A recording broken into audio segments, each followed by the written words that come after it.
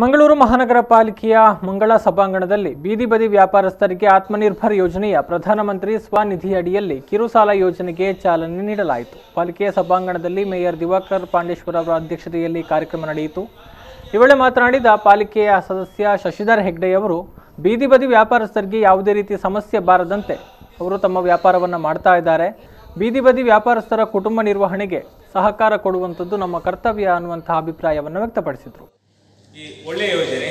ಇದರಲ್ಲಿ ಪ್ರಸ್ತುತ ಬೀದಿ ಬದಿ ವ್ಯಾಪಾರಸ್ಥರಲ್ಲಿ ದಿನವರಿಯಾಗಿ ಬೆಳಿಗ್ಗೆಯಿಂದ ರಾತ್ರಿ ತನಕ ವ್ಯಾಪಾರ ಮಾಡ್ತಕ್ಕಂಥವರು, ಕಾಯಂ ಆಗಿ ಅಲ್ಲಿ ವ್ಯಾಪಾರ ಮಾಡ್ತಕ್ಕಂಥವ್ರು ಒಂದು ಕಡೆ ಆದರೆ, ಇನ್ನೊಂದು ಕಡೆ ತಳ್ಳುವ ಗಾಡಿಯ ಮೂಲಕ ವ್ಯಾಪಾರ ಮಾಡುವಂಥವ್ರು ಸಹ ಭಾಳಷ್ಟು ಮಂದಿ ಇದ್ದಾರೆ.